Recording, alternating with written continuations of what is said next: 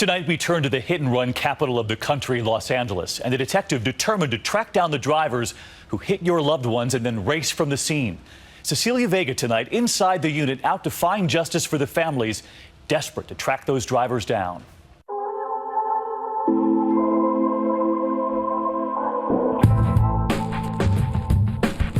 In LA's smoldering, gritty Skid Row sits an unassuming concrete building, the LAPD Central Division.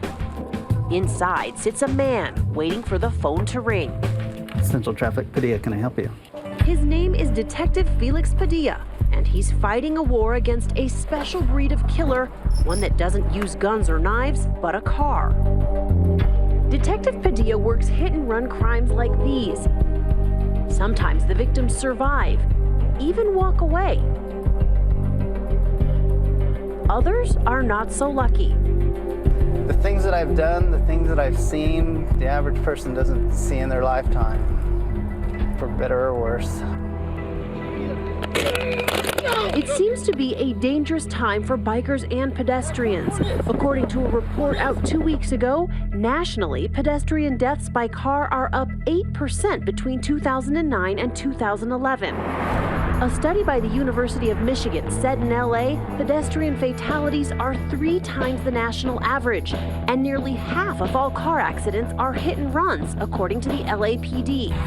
A fatal hit and run is Padilla's specialty, like the case of Carlos Perez, struck in 2010 by an Infiniti while crossing the road on his way to work. His body was found about 100 feet down the road. He was dragged. He was dragged. Nobody should die that way. Is it fair to say that LA has a hit-and-run epidemic? It's a serious problem. If you want to call it an epidemic, maybe we'll come up with the solution. After a decade on the job, Padilla doesn't even flinch when watching a video like this. I mean, look his at that partner. guy's completely He airborne. is completely airborne, does a somersault. The victims survived. His friend takes off running. And that's the good part. If he gets a partial license plate, at least we have something. But with video typically not clear enough, hit and runs are notoriously hard to solve, needing forensic work and witnesses to step forward, which they often don't do, as in this fatal hit and run. He's underneath the car and is rolled over. And clearly the 2 people who witnessed the whole thing just turn around and walk away. Exactly. What percentage of accidents that you investigate do you think you've got a witness out there that's just not coming forward? Most of them. According to Padilla, the explosion of hit and runs and lack of witness help might have something to do with the high number of undocumented immigrants living in Los Angeles, many afraid of any police interaction. They feel that since they're without a license that, it could jeopardize their status. So these cops hit the streets to make their cases for clues, suspects, and anyone willing to come forward. But every once in a while, a gumshoe gets lucky. Things come together. Take Padilla's most recent serious hit-and-run case. The impact was so hard that it literally knocked the boots off of her feet. Late one night this past June, Yolanda Nunez was walking in a marked crosswalk to get a bite to eat when a red Honda mowed her down. Yolanda, good to meet you. How are you hanging in there? Well, it's the leg right here that's swollen and it has stitches on this side and this side. Looks like you got a gash on your eye also. Yeah, right here. According to witnesses, the car was going freeway speed. Just never braked, just goodbye. When a car is ghost, every little bit of evidence left behind helps.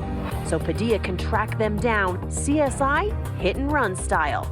His team of forensic workers can take pieces of a broken mirror like these and match them to a suspect's car.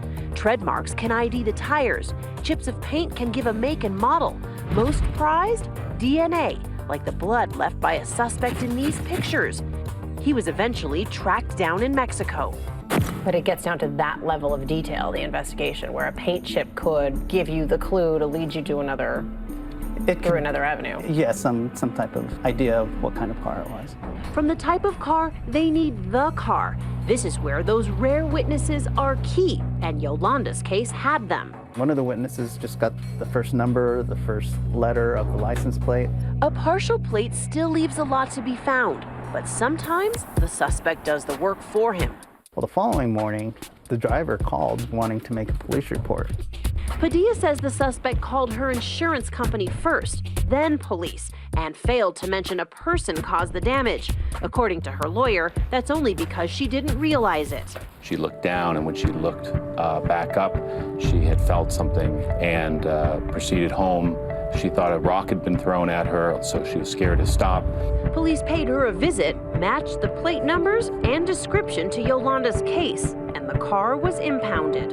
Is there any way that you see in how a person could be driving this car and not know that it was a human being on the windshield? I don't see how you could at least not pull over to see what happened. Fortunately, what happened was still all across the front of the car. I mean, is that blood I'm looking at? It's blood, yes. We were able to take some touch DNA from the hood.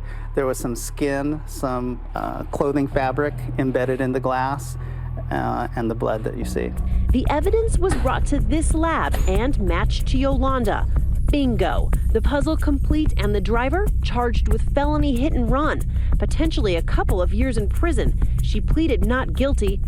It is very clear that she did not know she hit a person and left the scene. As for Yolanda, What do you want to say to the person who hit you when you were crossing that street?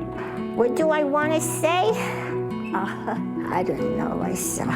Next time, be careful. but a Hollywood ending is hard to come by. Almost half of Padilla's fatalities are unsolved. There are binders full of stories without a final chapter at his office. What are the hardest types of cases for you to investigate? The ones where you have no leads. All you have is a torn family or a person who's had his beautiful car destroyed, or somebody's in the hospital. Like the case of Carlos Perez, all that was left were parts of that infinity, a dead father, and plenty of questions. Is the problem of hit and runs in LA so big that you will retire and the problem will be as it is today? I don't think so. I think if we let the public know that these crimes are so frequent that we need their assistance, the more they help us, the more cases we'll solve.